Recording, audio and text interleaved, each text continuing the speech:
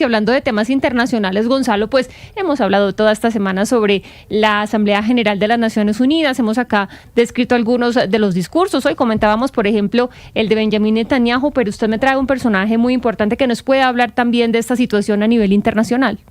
Sí, y sobre todo hacia dónde va las Naciones Unidas. Como bien decía nuestro invitado Gustavo Bolívar, para él, así como para muchos, las Naciones Unidas en este momento no sirven para absolutamente nada, ¿no? Y es un discurso que esgrimió el presidente Donald Trump. ¿Hacia dónde tienen que ir las Naciones Unidas? ¿Cuál es su rol? ¿Qué debe suceder para que este organismo multilateral sea mucho más predominante, tome decisiones que realmente afecten y modifiquen cómo el mundo se está moviendo? Y por eso creo que es importante esta hora saludar al expresidente de la República Dominicana, el señor Leonel Fernández, que nos acompaña a esta hora. Presidente Fernández, gracias por estar con nosotros en Blue Radio. Muchas gracias, es un honor para mí poder compartir con ustedes. Expresidente, como bien decía yo en un principio, hay una crítica generalizada sobre las Naciones Unidas. ¿Por qué cuesta tanto que las Naciones Unidas per se actúen en un mundo tan convulsionado como el que estamos viviendo en este momento? Las Naciones Unidas son el resultado de lo que decidan sus Estados miembros. Y si los Estados miembros que no están en una actitud de comprensión y de racionalidad, pues, cosas se salen de la mano.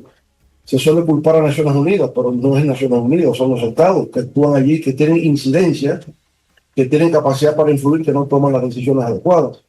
Se comprende que Israel necesita tener garantía de seguridad, pero también hay que garantizarle al pueblo palestino su derecho a existir, y eso es lo que está hoy día en discusión. Pero no solamente son estos países que han mencionado, la inmensa mayoría de los países representados ante la Asamblea General están de acuerdo con que se establezca un Estado palestino. Claro, hoy en circunstancias muy difíciles, ¿verdad? Porque yo diría que es el momento más difícil de la relación entre Israel y Palestina desde el año 1948, es el momento más duro, más difícil. Y obviamente Netanyahu aplica la línea dura, porque si no queda, digamos, una ruptura se produciría dentro de la coalición de extrema derecha. Y a él le espera un juicio por corrupción, que incluso en medio de lo que está ocurriendo ya ha sido citado para declarar. De verdad que es un escenario, diríamos, un escenario bastante complejo con distintas aristas. Presidente, lo hablábamos esta semana aquí a lo largo de toda esta semana que se ha llevado a cabo la Asamblea General de las Naciones Unidas, y hay algo en lo que incluso algunos extremos parecen estar de acuerdo, como el presidente de Estados Unidos Donald Trump, el presidente colombiano Gustavo Petro, incluso el presidente argentino Javier Milei, y es en la necesidad de una reforma a las Naciones Unidas, al Consejo de Seguridad, por ejemplo. ¿Usted cree que hay que reformar las Naciones Unidas y qué haría? Es un tema que se ha venido discutiendo hace muchos años, ¿no? Recuerdo cómo en los años 90 se planteó el proyecto de reforma de Kofi Annan, uno de los más destacados secretarios generales que ha tenido Naciones Unidas. Pero en todo caso hay algo que ciertamente se discute, y es que la composición que tiene Naciones Unidas hoy día es la que resulta de las potencias victoriosas de la Segunda Guerra Mundial. Y por tanto el mundo en estos 80 años ha cambiado radicalmente. Y por tanto ese Consejo de Seguridad no refleja lo que es el escenario mundial en términos de las potencias emergentes que han ido surgiendo. No representa geográficamente las distintas partes del mundo, y no es un reflejo de la distribución real del poder en estos momentos a nivel global. De manera que desde el punto de vista administrativo, organizativo, como desde el punto de vista de la representatividad, sea geopolítica o en función de las potencias emergentes en los últimos 80 años, es claro que Naciones Unidas requiere, demanda de una reforma. Pero hay resistencia a eso. Los poderes establecidos se resisten a que eso pueda ocurrir, y en la medida en que esa resistencia se produzca, pues más ineficiente se tornan Naciones Unidas para dirimir los distintos conflictos. Sí, le falta actualizarse a las Naciones Unidas y hay resistencia a ello, pero expresidente, le quiero preguntar ahora por liderazgos regionales, porque pues es sabido que el presidente colombiano Gustavo Petro ha tratado de posicionarse como uno de esos líderes regionales, tal vez como lo fue o lo sigue siendo un Lula da Silva, pero le ha costado. ¿Por qué cree que Gustavo Petro no ha logrado posicionarse como tal? ¿Por qué su mensaje no termina de llegar? Bueno, yo diría que, tal como ustedes plantean, hoy día América Latina está muy dividida, ¿no? América Latina está dividida. Siempre ha sido una región heterogénea. A veces nosotros nos confundimos creyendo que porque somos todos latinoamericanos, América Latina representa una unidad homogénea. No es así, nunca ha sido así. Somos muy distintos, ¿no? Hasta geográficamente. Está Mesoamérica entre México y Centroamérica. Estamos nosotros aquí en el Caribe, República Dominicana, es Caribe, la mitad de una isla, la otra parte ocupada por Haití, con una tradición histórica distinta, cultura distinta, lengua diferente, valores religiosos también distintos, en una misma isla, República Dominicana y Haití. El Caribe, hay un Caribe anglófono, un Caribe francófono, un Caribe que es más bien vinculado a otras potencias coloniales europeas de su época, como Curazao, es el caso, ¿no?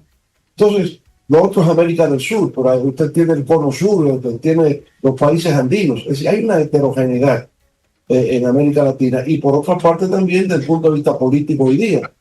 Hay tendencias progresistas, hay tendencias conservadoras, y hay una idea equivocada de que todo lo que ha hecho el movimiento progresista, si llega a la derecha, hay que fulminarlo, y al revés. Fíjese, presidente, que así como el tema de las Naciones Unidas, el tema de Gustavo Petro, también el tema de Venezuela es importante por estos días.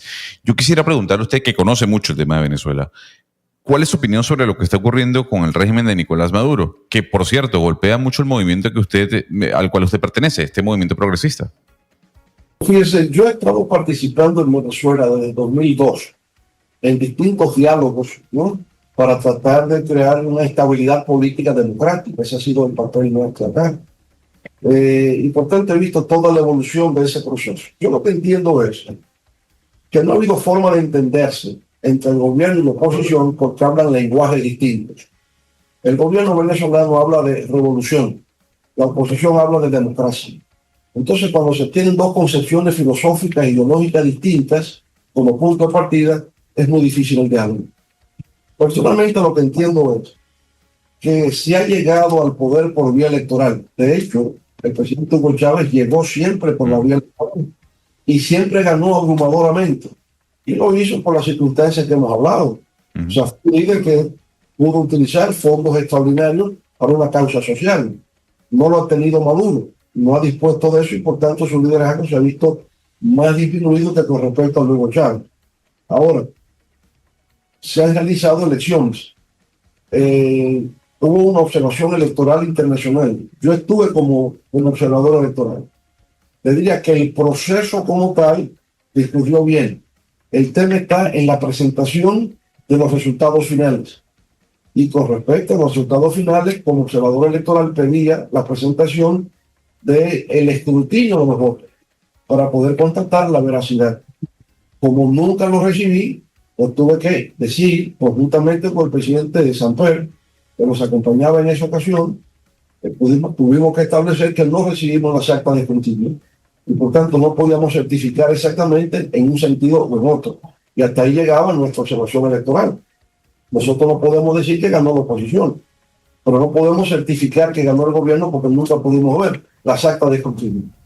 Presidente Fernández, en este momento en el que estamos hablando se lleva a cabo la Asamblea de Naciones Unidas en Nueva York, pero está también el despliegue militar de Estados Unidos en aguas internacionales del Mar Caribe, muy cerca a Venezuela. Ya la Casa Blanca y el presidente Donald Trump han confirmado al menos 3 ataques a lanchas rápidas que están partiendo por el mar, pero hay uno de estos que se lleva a cabo el pasado viernes y que las autoridades de República Dominicana confirman que justamente se dio a unas 80 millas náuticas de la isla Beata de la República Dominicana. ¿Qué está buscando realmente Donald Trump con este despliegue? Porque ya no vemos ataques únicamente en aguas cercanas a Venezuela, sino que también tenemos uno en aguas cercanas a su país. En principio, como se trata de atacar los carteles de las drogas, como se trata de enfrentar de manera militar a quienes hacen el tráfico ilícito de drogas, su ejercicio normal, la gente en principio podría decir, bueno, pues está bien, porque es a narcotraficantes que están eliminando. Aún así, yo diría que hay todo un proceso legal que tiene que llevarse a cabo.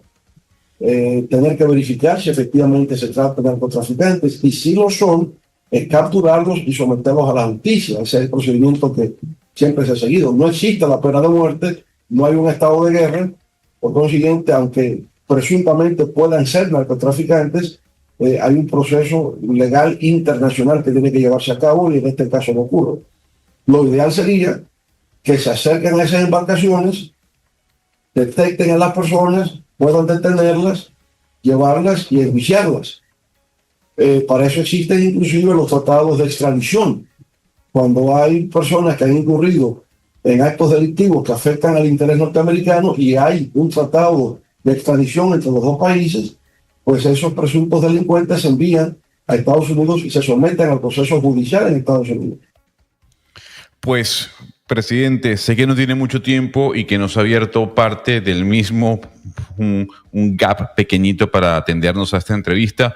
Le agradezco mucho que haya podido responder cada una de nuestras dudas, sobre todo en medio de esta semana que ha sido álgida, entre comillas, para el mundo con la cantidad de declaraciones que hemos escuchado desde las Naciones Unidas y el planteamiento que muchos traen a colación de, bueno, ¿qué va a pasar a nivel geopolítico en nuestro planeta? Expresidente Leonel Fernández, expresidente de República Dominicana, muchísimas gracias por haber estado con nosotros en Blue Radio. Gracias, Gonzalo. Gracias, Lucas. Muy amable, ¿no? Estás escuchando Blue Radio.